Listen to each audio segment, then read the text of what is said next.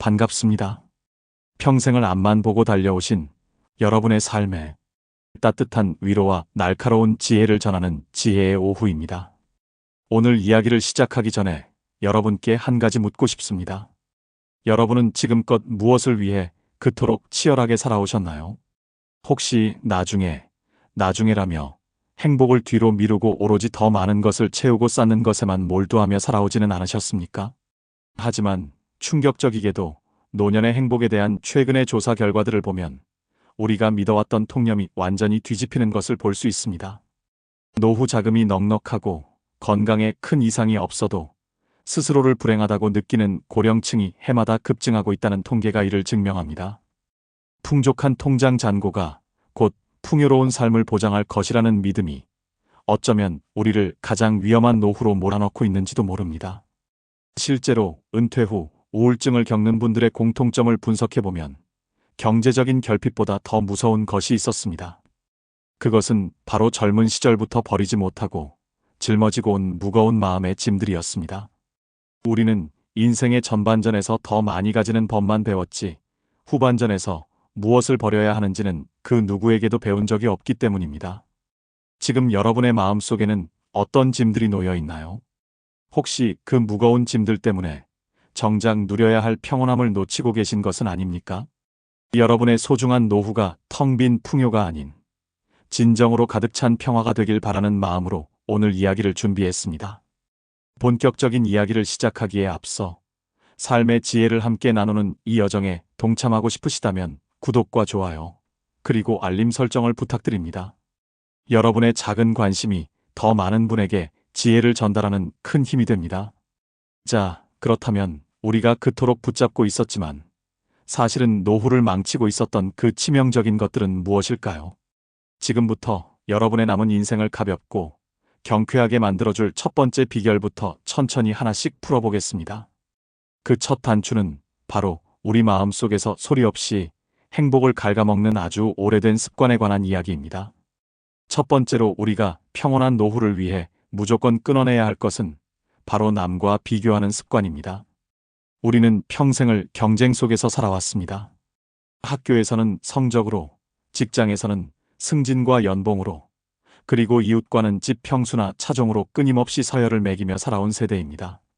그런데 여러분, 은퇴를 하고 인생의 황혼기에 접어든 지금도 그 지독한 비교의 굴레에서 벗어나지 못하고 계시지는 않습니까? 어느 날 문득 친구의 자식이 대기업에 취직했다는 소식을 듣거나 지인이 고가의 외제차를 새로 뽑았다는 이야기를 들을 때 가슴 한구석이 쌉싸름해지는 경험을 해보셨을 겁니다. 분명 아침까지만 해도 내 삶이 꽤 괜찮다고 느꼈는데 그 소식 한 자락에 내가 일궈온 평생의 업적이 초라해 보이고 내 거실이 좁게 느껴지기 시작합니다. 이것이 바로 비교가 가진 무서운 독성입니다. 얼마 전 상담을 오신 한 어르신의 이야기가 생각납니다. 평생 공직에 몸담으시며 청렴하게 살아오신 김 어르신은 퇴직 후 작은 텃밭을 가꾸며 참 행복해 하셨습니다. 그런데 동창회에 다녀오신 뒤로 그 행복이 산산조각이 났다고 말씀하시더군요. 한 친구가 강남의 큰 아파트로 이사해 자산이 수십억 원이 되었다며 자랑을 늘어놓았는데 그 이야기를 듣고 나니 자신의 연금 생활이 너무나 보잘것없어 보였다는 겁니다. 평소엔 그토록 싱그럽던 텃밭의 상추들이 갑자기 가난의 상징처럼 느껴지기 시작했고 성실하게 살아온 자신의 인생 전체가 부정당하는 기분이라며 한숨을 내쉬셨습니다. 여러분, 우리는 왜 이토록 타인의 삶에 내 행복의 열쇠를 맡겨버리는 걸까요? 사실 비교라는 것은 애초에 공정한 게임이 될 수 없습니다. 우리는 남의 겉모습, 즉 그들이 가장 화려하게 편집해서 보여주는 앞마당과 나의 초라한 뒷마당을 비교하기 때문입니다.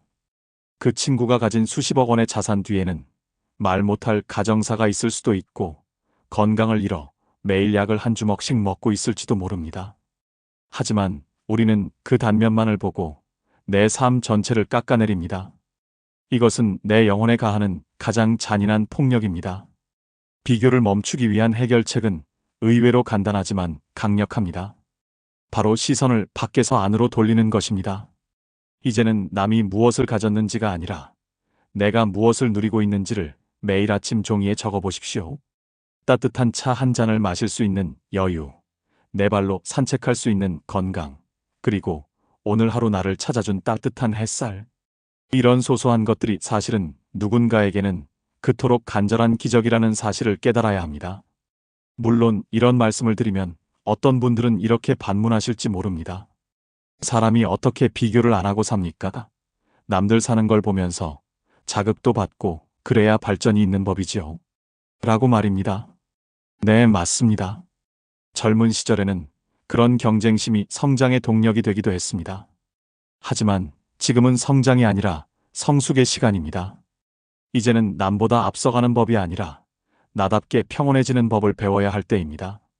억지로 남을 따라가려다 가랑이가 찢어지는 고통을 겪기보다는 내 보폭에 맞춰 천천히 걷는 즐거움을 만끽하셔야 합니다. 남과 비교하는 마음을 내려놓는 순간 여러분의 삶에는 비로소 진정한 풍요가 찾아옵니다. 내 삶의 주인공은 오직 나 자신뿐이며 내가 만족하는 그 지점이 바로 가장 행복한 천국임을 잊지 마시기 바랍니다. 비교의 짐을 내려놓으면 마음이 한결 가벼워지실 겁니다. 그런데 이렇게 내 마음을 다스려 비교를 멈춘다고 해도 여전히 우리를 힘들게 하는 것이 있습니다. 그것은 바로 내 몸으로 낳아 평생을 바쳐 키운 자식입니다. 가장 사랑하기에 가장 내려놓기 힘든 존재, 자식에 대한 기대가 어떻게 우리의 노후를 멍들게 하는지 그 깊은 이야기를 이어서 나누어 보겠습니다. 두 번째로 우리가 노후의 평안을 위해 반드시 끊어내야 할 것은 바로 자녀에게 거는 기대입니다. 우리 세대 부모님들 참으로 고생 많으셨습니다. 먹을 것 아끼고 입을 것 못 입어가며 오로지 자식 하나 잘 되기를 바라며 평생을 바치셨지요. 내 인생은 없어도 자식 인생만큼은 탄탄대로이길 바라는 마음으로 모든 것을 쏟아부으셨을 겁니다. 그런데 여러분, 그렇게 금지옥엽 키운 자녀가 이제는 여러분의 노후를 책임져줄 든든한 보험이라고 생각하고 계시지는 않습니까? 만약 그런 마음이 조금이라도 남아있다면 오늘 이 시간을 통해 그 기대를 과감히 내려놓으셔야 합니다. 자녀에 대한 기대는 사랑이라는 이름으로 포장되어 있지만 사실 그 속을 들여다보면 보상심리라는 날카로운 칼날이 숨어있는 경우가 많습니다. 내가 너를 어떻게 키웠는데, 내가 너한테 어떻게 했는데 하는 마음이 고개를 드는 순간 부모와 자녀의 관계는 사랑의 관계가 아니라 채무의 관계로 변질됩니다. 기대를 하면 실망이 생기고 실망은 곧 원망으로 이어집니다. 명절에 오지 않는 자식을 탓하고 전화 한 통 짧게 끝내는 자식에게 서운함을 느끼는 그 모든 괴로움의 시작은 바로 부모인 우리가 품고 있는 기대 때문입니다. 여기 한 어머니의 가슴 아픈 사연을 들려드리고 싶습니다. 평생 시장에서 장사를 하며 아들 하나를 의사로 키워낸 박 어르신 이야기입니다. 박 어르신은 아들이 의사가 되면 자신의 고생도 끝날 줄 알았습니다. 아들이 성공한 뒤에는 당연히 자신을 모시고 살며 급진이 대접해 줄 것이라 믿었지요.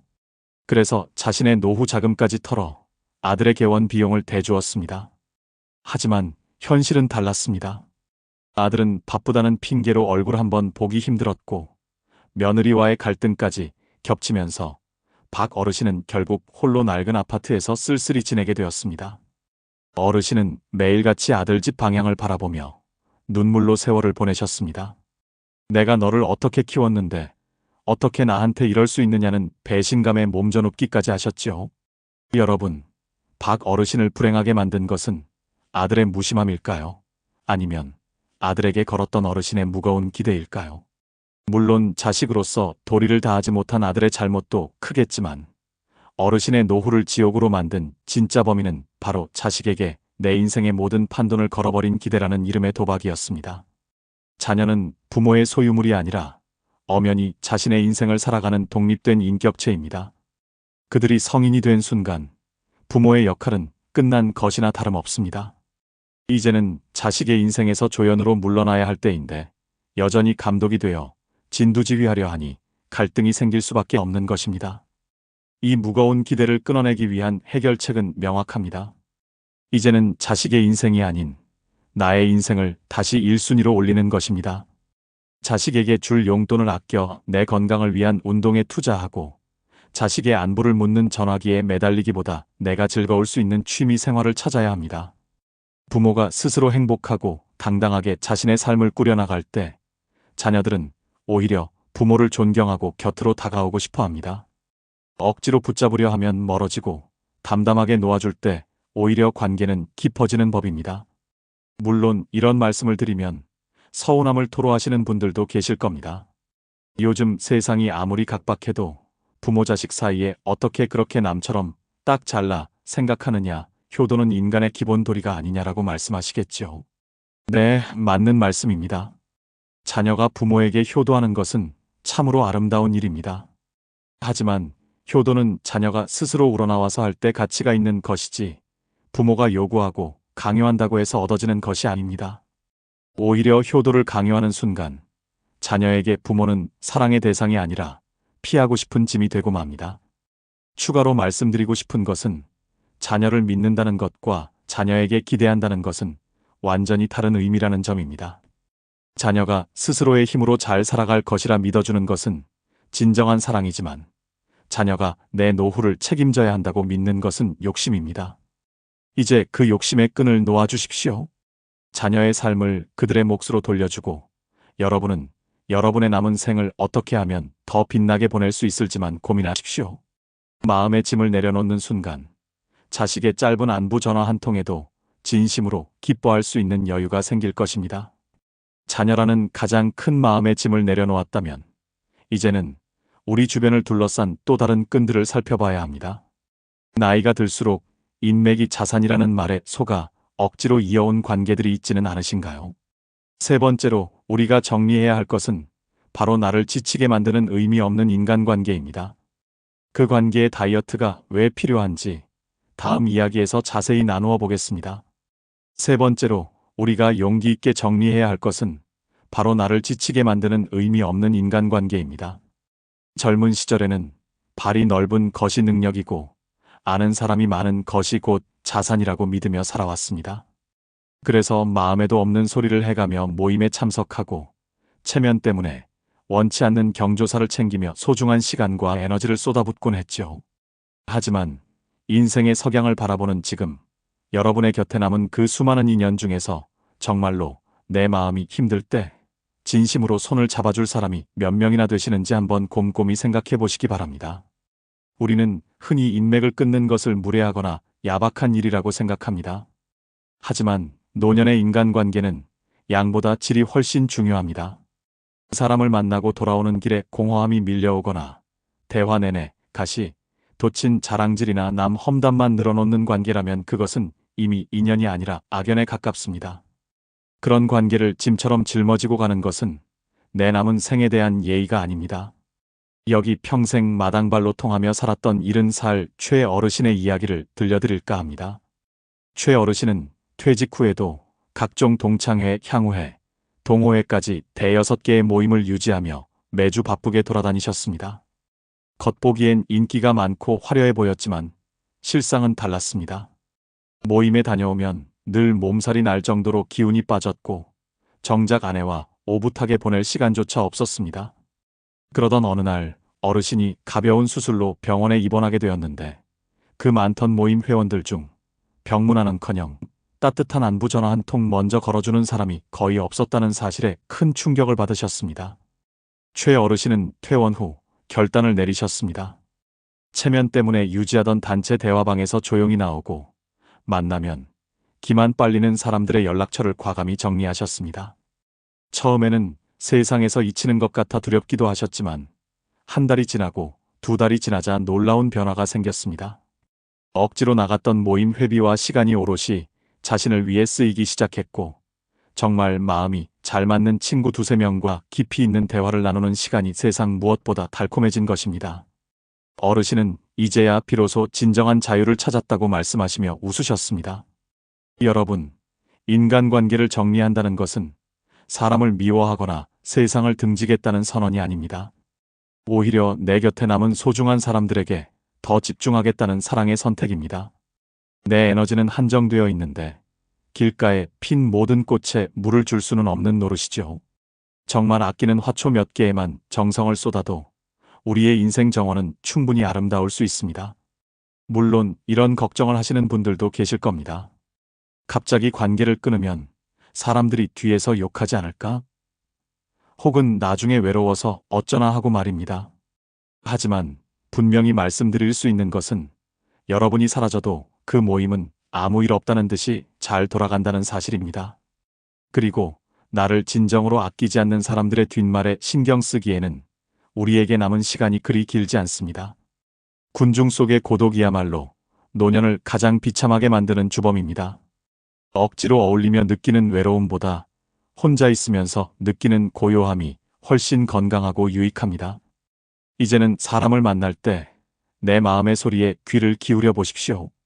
이 사람을 만나고 나면 마음이 따뜻해지는지 아니면 피곤하고 짜증이 나는지 말입니다. 후자라면 이제는 웃으며 작별을 고할 때입니다. 인맥 다이어트를 통해 비워진 그 자리에는 반드시 더 깊고 따뜻한 평온이 찾아올 것입니다. 이렇게 주변 정리를 통해 마음의 평화를 찾았다면 이제는 우리가 가장 소중히 돌봐야 할 근본적인 그릇에 집중해야 합니다. 아무리 마음이 편해도 이 그릇이 깨지면 모든 것이 물거품이 되고 말지요. 네 번째로 우리가 절대 방심해서는 안 될 것, 바로 건강에 대한 자만과 방심에 대해 이야기해 보려 합니다. 네 번째로 우리가 노년의 풍요를 위해 절대 해서는 안 될 행동은 바로 건강에 대해 방심하는 태도입니다. 흔히들 건강이 전부라는 말을 입에 달고 살지만 정작 내 몸이 보내는 작은 신호들을 어떻게 대하고 계시는지요. 젊은 시절에는 며칠 밤을 새우거나 무리를 해도 푹 자고 일어나면 씻은 듯이 나았습니다. 하지만 인생의 가을을 지나고 있는 지금은 다릅니다. 이제 우리 몸은 예전처럼 무한한 회복력을 가진 기계가 아니라 아주 조심스럽고 세밀하게 다뤄야 하는 오래된 도자기와 같습니다. 가장 위험한 생각은 바로 나는 아직 괜찮다거나 이 정도 통증은 나이 들면 당연히 생기는 것이라고 치부하며 방치하는 것입니다. 노년의 건강관리는 더 강해지기 위한 훈련이 아니라 무너지지 않기 위한 유지 보수의 과정입니다. 아주 작은 틈 하나가 거대한 댐을 무너뜨리듯 대수롭지 않게 넘긴 작은 증상 하나가 노후의 평화로운 일상을 송두리째 앗아갈 수 있다는 위기감을 늘 품고 있어야 합니다. 여기 평생을 건강의 상징으로 불리셨던 72살 강 어르신의 이야기를 들려드릴까 합니다. 강 어르신은 동네 등산 모임의 대장 노릇을 할 정도로 체력이 좋으셨습니다. 주변 친구들이 고혈압 약이나 당뇨 약을 한 주먹씩 먹을 때도 어르신은 나는 평생 병원 문턱 한 번 안 가봤다며 큰 소리를 치곤 하셨지요. 건강검진 통지서가 날아와도 내 몸은 내가 제일 잘 안다며 쓰레기통에 던져버리기 일쑤였습니다. 그러던 어느 날 평소처럼 가파른 산길을 오르던 어르신은 갑자기 앞이 핑 도는 어지럼증을 느끼셨습니다. 잠시 쉬면 괜찮아지겠지 하며 바위에 앉아 쉬었지만 그날 이후로 가끔씩 뒷목이 뻐근해지는 증상이 반복되었습니다. 하지만 강 어르신은 그저 피곤해서 그렇겠지 하며 약국에서 진통제만 사드셨습니다. 그러다 결국 눈이 많이 내리던 어느 겨울날 아침 화장실에 가려다 그대로 쓰러지고 마셨습니다. 골든타임을 놓치지는 않았지만 뇌졸중으로 인해 한쪽 팔다리에 마비가 찾아왔습니다.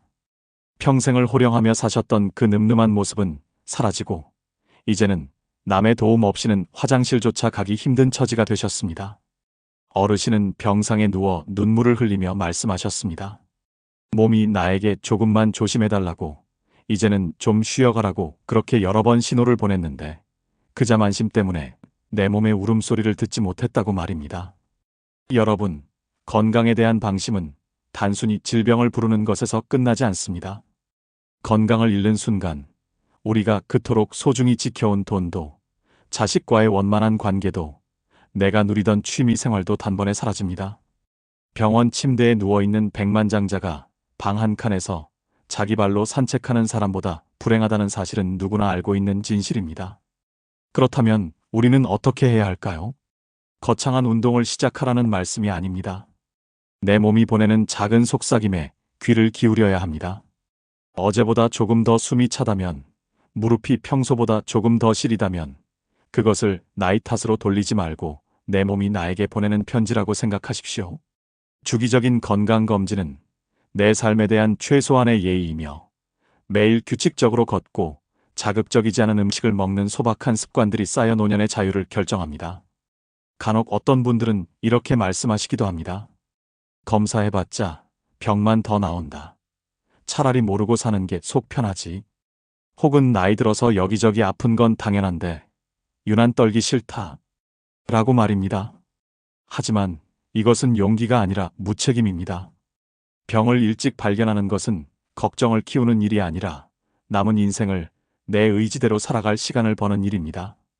나를 돌보는 일은 나를 사랑하는 자녀와 가족들에게 줄 수 있는 가장 큰 선물이기도 합니다. 추가로 강조하고 싶은 것은 육체의 건강만큼이나 마음의 건강도 중요하다는 점입니다. 몸이 아프면 마음이 약해지고 마음이 불안하면 몸에 병이 생깁니다. 건강에 대한 지나친 걱정도 병이지만 근거 없는 자신감과 방심은 더 큰 재앙을 부릅니다. 오늘부터라도 내 몸의 작은 변화를 세밀하게 관찰하고 무리하지 않는 범위 내에서 꾸준히 움직이는 생활을 실천해 보시기 바랍니다. 건강이라는 튼튼한 뿌리가 있어야만 노후의 풍요라는 열매도 맺힐 수 있습니다. 그런데 이렇게 건강을 챙기려다 보면 필연적으로 따라오는 걱정이 하나 있죠. 바로 돈입니다. 아프면 돈이 많이 들까봐, 혹은 남은 돈이 부족할까봐 잠 못 이루는 분들이 많습니다. 다섯 번째로 우리가 끊어내야 할 무거운 사슬, 바로 돈에 대한 막연한 걱정과 불안에 대해 자세히 짚어보겠습니다. 다섯 번째로 우리가 노후의 풍요를 위해 반드시 끊어내야 할 것은 바로 돈에 대한 막연한 걱정과 불안입니다. 우리 세대는 보릿고개를 겪고 경제 성장의 최전선에서 치열하게 일하며 저축이 미덕인 세상을 살아왔습니다. 그래서인지 통장의 잔고가 조금이라도 줄어들면 심장이 덜컥 내려앉고 내일 당장 큰일이라도 날 것처럼 불안해하는 분들이 참 많습니다. 물론 경제적인 안정이 노후의 기본이라는 사실은 부정할 수 없습니다. 하지만 문제는 돈 그 자체보다 그 돈을 바라보며 느끼는 막연한 공포가 우리의 현재를 갉아먹고 있다는 점입니다. 돈에 대한 불안은 마치 안개와 같습니다. 멀리서 보면 세상 전체를 뒤덮을 듯 거대해 보이지만 막상 그 안으로 들어가 보면 실체가 없는 경우가 많습니다. 우리는 흔히 나중에 돈 없어서 비참해지면 어쩌나 하는 미래의 고통을 미리 가져와 오늘을 지옥으로 만듭니다. 충분히 누려도 될 형편임에도 불구하고 혹시 모를 재난에 대비해야 한다는 강박 때문에 낡은 옷을 입고 맛없는 음식을 먹으며 스스로를 가난 속에 가둡니다. 이것은 절약이 아니라 돈이라는 우상에게 내 삶의 주권을 바치는 행위와 다를 바 없습니다. 여기 평생을 근검절약하며 살아오신 68살 이 어르신의 가슴 먹먹한 이야기를 들려드리겠습니다. 이 어르신은 젊은 시절부터 남들이 다 가는 가족여행 한 번 제대로 가본 적이 없었습니다. 남편과 사별한 후에는 그 불안이 더 심해지셨지요.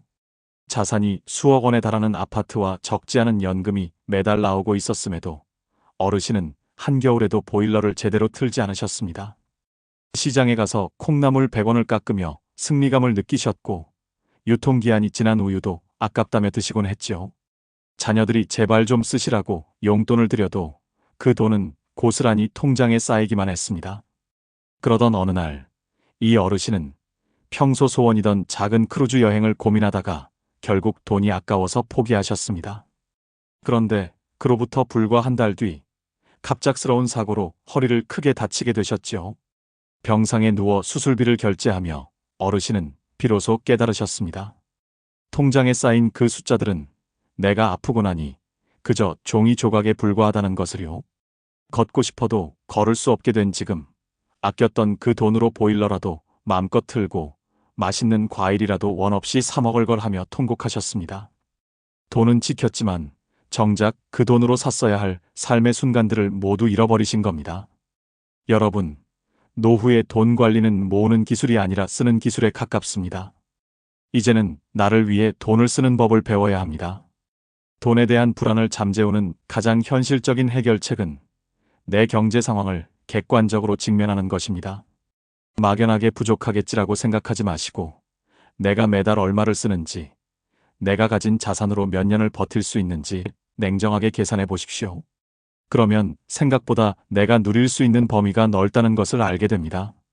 그 기준 안에서는 죄책감 없이 나를 위해 투자하십시오. 좋은 사람과 맛있는 식사를 하고 내 몸을 편안하게 해주는 옷을 사고 배움의 즐거움을 위해 지갑을 여는 것은 낭비가 아니라 가장 가치 있는 투자입니다.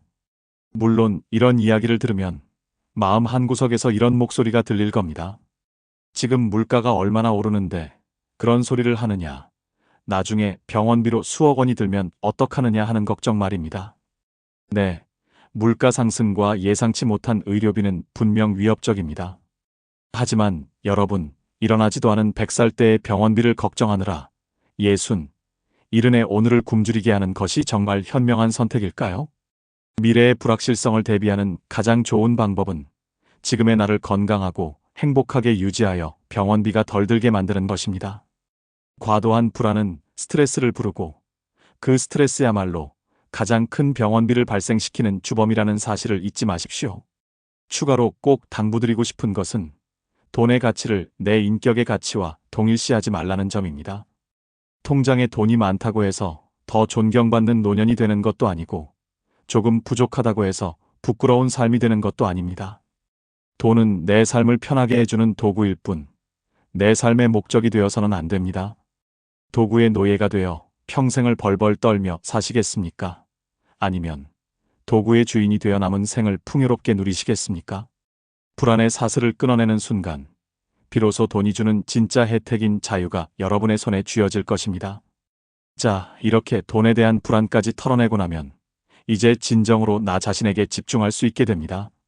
그런데 이때 또 다른 복병이 나타납니다. 바로 남들은 나를 어떻게 볼까 하는 시선의 감옥입니다. 6번째로, 우리가 노년의 자유를 위해 과감히 던져버려야 할 것, 타인의 시선과 체면에 대한 이야기를 이어가 보겠습니다. 6번째로, 우리가 노후의 풍요를 위해 반드시 끊어내야 할 것은 바로 남의 시선을 의식하는 마음입니다. 우리는 평생 체면이라는 두 글자를 짊어지고 살아온 세대입니다. 집안에 경사가 있으면 무리를 해서라도 성대하게 치러야 했고, 밖을 나설 때는 옷매무새 하나에도 남들의 평가를 신경 써야 했죠. 사람들이 나를 뭐라고 생각할까? 이 나이에 이런 걸 하면 흉보지 않을까? 하는 걱정이 마치 보이지 않는 감옥처럼 우리의 일상을 옥죄고 있지는 않습니까? 타인의 시선을 의식하는 것은 내 인생의 운전대를 남에게 맡기는 것과 같습니다. 노년의 삶에서 가장 귀중한 자산은 나만의 편안함과 자유인데, 남의 눈치를 보느라 정작 내가 하고 싶은 것을 포기한다면 그것만큼 억울한 일이 어디 있겠습니까? 사실 세상을 살아보니 어떻던가요? 타인은 생각보다 우리에게 깊은 관심이 없습니다. 잠시 스쳐 지나가며 한마디 던질 뿐, 그들은 자신의 삶을 사느라 바쁩니다. 그런데 우리는 그 찰나의 시선에 묶여 소중한 하루를 낭비하곤 합니다. 여기 평생 품위와 체면을 목숨처럼 아끼셨던 74살 정 어르신의 이야기를 들려드리겠습니다. 정 어르신은 퇴직 전 높은 직책에 계셨던 터라 퇴직 후에도 늘 정장 차림을 고수하셨고 말투 하나 행동 하나에도 권위를 잃지 않으려 애쓰셨습니다. 사실 어르신은 어릴 적부터 노래 부르는 것을 참 좋아하셨고 동네 문화센터에서 운영하는 가요 교실에 꼭 가보고 싶으셨지요. 하지만 왕년에 내 위치가 있는데 어떻게 그런 곳에서 엉덩이를 흔들며 노래를 부르나 하는 생각에 매번 발걸음을 돌리셨습니다. 집에서 혼자 가요 프로그램을 보며 흥얼거리는 것이 유일한 낙이었지만 누가 볼까봐 문을 꼭 걸어 잠그고 소리 죽여 노래하셨습니다. 그러다 어느 날 평소 허물없이 지내던 친구가 갑자기 세상을 떠났다는 소식을 듣게 되셨습니다. 장례식장에서 친구의 영정사진을 보며 어르신은 큰 충격을 받으셨죠. 이 친구도 평생 남 눈치 보느라 자기가 진짜 하고 싶었던 여행 한번 못 가보고 갔는데 나라고 다를 게 뭔가 하는 생각이 번개처럼 스쳐 지나갔습니다. 그 길로 어르신은 다음날 바로 가요 교실을 찾아가 등록하셨습니다. 처음에는 쭈뼛거리고 남의 시선이 의식되었지만 막상 노래를 부르고 춤을 추며 한바탕 웃고 나니 가슴속이 뻥 뚫리는 기분을 느끼셨습니다. 이제 어르신은 화려한 셔츠를 입고 시장을 누비며 말씀하십니다. 남들이 나를 의사로 보든 백수로 보든 그게 무슨 상관인가? 내가 오늘 즐거우면 그만이지. 라고 말입니다. 여러분, 남의 시선에서 벗어난다는 것은 무례해지는 것이 아닙니다. 내 마음의 만족을 최우선 순위에 두는 당당함을 갖는 것입니다. 이제는 비싼 옷보다는 내 몸이 편한 옷을 입으십시오. 남들이 알아주는 취미가 아니라 내가 시간 가는 줄 모르고 빠져들 수 있는 취미를 찾으십시오. 내가 먹고 싶은 음식을 먹고 내가 가고 싶은 곳을 가는 것에 남의 허락을 구할 필요는 없습니다. 타인의 기준에 맞춘 100점짜리 살보다 내가 행복한 70점짜리 삶이 훨씬 더 가치 있습니다. 물론 그래도 채통이 있지. 나이 들어서 너무 망가지면 자식들 얼굴에 먹칠하는 것 아니냐고 걱정하시는 분들도 계실 겁니다. 하지만 진정한 어른의 품격은 겉모습이나 남의 평가에서 나오는 것이 아닙니다. 자신의 삶을 진정으로 사랑하고 그 속에서 평온을 누리는 사람에게서는 풍겨나오는 아우라가 있습니다. 자녀들도 부모가 남의 눈치 보며 전전긍긍하는 모습보다 자신의 인생을 즐겁게 개척해 나가는 모습을 볼 때 훨씬 더 안심하고 존경하게 됩니다. 추가로 말씀드리고 싶은 것은 타인의 시선을 끊어낼 때 비로소 진정한 인간관계도 시작된다는 점입니다. 보여주기 위한 나를 버리고 진짜 나로 살아갈 때 내 본 모습을 사랑해주는 진정한 인연들이 곁에 모여들게 됩니다. 이제 무거운 체면의 옷을 벗어던지고 가장 가벼운 차림으로 여러분의 오늘을 만끽해 보시기 바랍니다. 남의 시선이라는 외부의 감옥을 탈출했다면 이제는 마지막으로 우리 마음속 가장 깊은 곳에 따리를 틀고 있는 감옥을 마주해야 합니다. 어쩌면 그 무엇보다 끊어내기 힘든 질긴 쇠사슬일지도 모릅니다. 7번째로 우리가 풍요로운 노후를 위해 작별해야 할 것, 바로 과거에 대한 후회입니다. 그 회한의 늪에서 어떻게 빠져나올 수 있을지 마지막 주제를 향해 가보겠습니다. 마지막 7번째로 우리가 풍요로운 노후를 위해 반드시 끊어내야 할 것은 바로 과거에 대한 후회입니다. 인생의 황혼기에 접어들면 누구나 지나온 길을 되돌아보게 됩니다. 그때마다 그때 그 땅을 사두었더라면, 그때 그 사람과 헤어지지 않았더라면, 혹은 자식들에게 조금 더 잘해주었더라면 하는 아쉬움들이 파도처럼 밀려오곤 합니다. 하지만 여러분, 이미 흘러간 물로는 물레방아를 돌릴 수 없다는 옛말이 있습니다. 과거의 후회에 발을 담그고 있는 것은 오늘이라는 소중한 선물을 쓰레기통에 던져버리는 것과 같습니다. 후회라는 감정은 참으로 지독합니다. 그것은 마치 마음속에 사는 벌레와 같아서 가만히 두면 현재의 기쁨을 갉아먹고 내일을 불안하게 만듭니다. 우리는 흔히 과거의 잘못된 선택을 지금의 지혜로 심판하려 합니다. 하지만 기억하십시오. 그때의 당신은 그때의 상황에서 나름대로 최선의 선택을 했던 것입니다. 지금 알고 있는 것을 그때도 알았더라면 그런 선택을 하지 않았겠지만 그것은 애초에 불가능한 가정입니다. 여기 매일 밤 과거의 기억 속에서 고통받으셨던 76살 최 어르신의 이야기를 들려드릴까 합니다. 최 어르신은 젊은 시절 사업에 크게 실패해 집안을 어렵게 만들었던 기억을 평생 훈장처럼 달고 사셨습니다.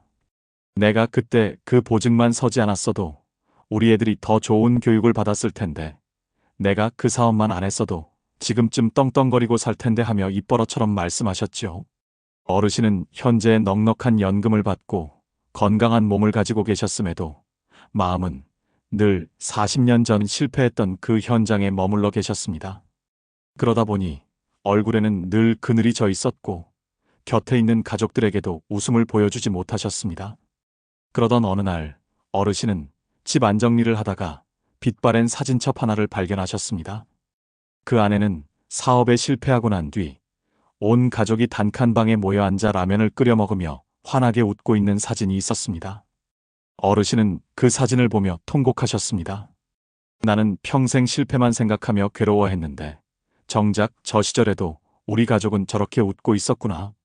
나는 잊지도 않은 과거의 괴물과 싸우느라 정작 지금 내 옆에 있는 아내와 자식들의 웃음을 보지 못했구나. 어르신은 그날 이후로 과거의 일기를 모두 태워버리셨습니다. 그리고 거울 앞에 서서 그동안 고생 많았다. 이제는 너를 용서한다라고 스스로에게 말씀하셨지요. 여러분, 과거를 내려놓는다는 것은 기억을 지우는 것이 아닙니다. 과거의 나와 화해하는 것입니다. 그때 참 힘들었지. 하지만 그 덕분에 지금의 내가 있구나라고 인정해주는 것입니다. 후회의 에너지를 쓰는 대신 그 에너지를 오늘 하루 어떻게 더 즐겁게 보낼지에 써보십시오. 오늘 마시는 커피 한 잔의 향기, 오늘 만나는 친구와의 수다, 오늘 새로 배운 스마트폰 기능 하나에 집중하는 것이 수만 번의 후회보다 훨씬 생산적입니다. 물론 이런 말씀을 드리면 내 죄가 너무 커서 혹은 상처를 준 사람이 생각나서 도저히 잊히지 않는다고 하시는 분들도 계실 겁니다. 하지만 여러분, 과거의 감옥에 갇혀 있는 것은 상대방에 대한 복수도 자신에 대한 속죄도 아닙니다. 오히려 남은 시간을 낭비하는 더 큰 잘못을 저지르는 일입니다. 당신이 아무리 괴로워해도 과거는 1mm도 바뀌지 않습니다. 하지만 당신의 마음을 바꾸면 당신의 남은 인생 전체가 바뀔 수 있습니다. 추가로 당부드리고 싶은 것은 노년의 가장 큰 권리는 바로 망각이라는 것입니다. 나쁜 기억은 잊으라고 뇌가 조금씩 느려지는 것일지도 모릅니다. 이제는 억지로 기억해내며 괴로워하지 마시고 물 흐르듯 흘려보내십시오. 과거라는 짐을 내려놓는 순간 여러분의 어깨는 날개를 단 듯 가벼워질 것이며 비로소 인생의 가장 아름다운 석양을 온전히 감상하실 수 있게 될 것입니다. 자, 이제 우리는 노후를 무겁게 만들었던 7가지의 짐들을 모두 살펴보았습니다. 비교, 기대, 인맥, 건강의 방심, 돈 걱정, 남의 시선, 그리고 과거의 후회까지. 이 모든 것을 하나씩 내려놓고 나면 우리 앞에는 어떤 풍경이 펼쳐질까요? 이제 오늘 이야기의 마지막 종착지이자 새로운 시작이 될 결론으로 넘어가 보겠습니다. 제머나이의 응답. 자, 지금까지 우리는 풍요롭고 평온한 노후를 위해 우리 삶에서 반드시 끊어내야 할 7가지 무거운 짐들에 대해 깊이 있게 나누어 보았습니다. 여러분, 이야기를 들으시며 마음이 조금은 가벼워지셨나요? 아니면 여전히 내려놓기 아쉬운 마음이 남아 계신가요? 우리는 평생을 무언가를 더 채우고 더 높이 쌓고 더 넓히는 것만이 정답이라고 믿으며 달려왔습니다. 하지만 인생의 황혼기에 접어든 지금 진정한 풍요로움은 채우는 것이 아니라 비우는 것에서 완성된다는 사실을 우리는 함께 확인했습니다.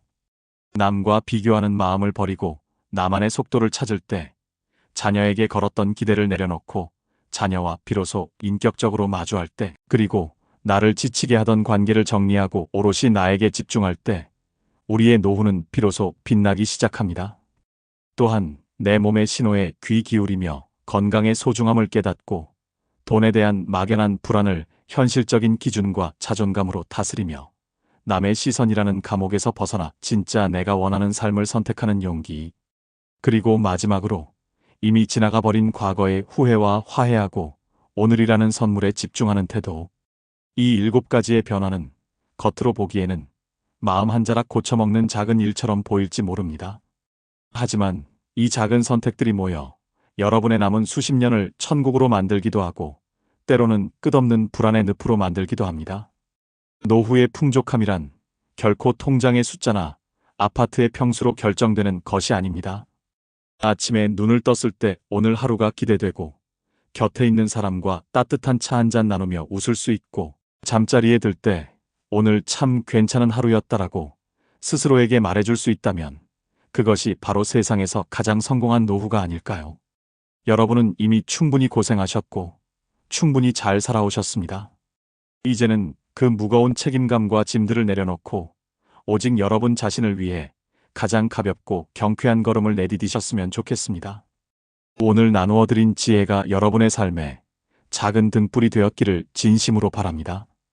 여러분의 노년이 후회보다는 미소로, 걱정보다는 평온으로 가득 차길 응원하겠습니다. 오늘 내용이 가슴에 와닿으셨다면 주변의 소중한 분들에게도 이 지혜를 공유해 주세요. 여러분이 눌러주시는 구독과 좋아요는 저에게 큰 힘이 되며 댓글로 여러분의 생각이나 경험을 나누어 주시면 더 많은 분에게 큰 위로와 공부가 될 것입니다. 긴 시간 끝까지 경청해 주셔서 감사합니다. 여러분의 하루하루가 매 순간 찬란하게 빛나는 축제가 되기를 바랍니다. 저는 다음 시간에도 여러분의 삶을 더욱 풍요롭게 만들어줄 깊이 있는 통찰과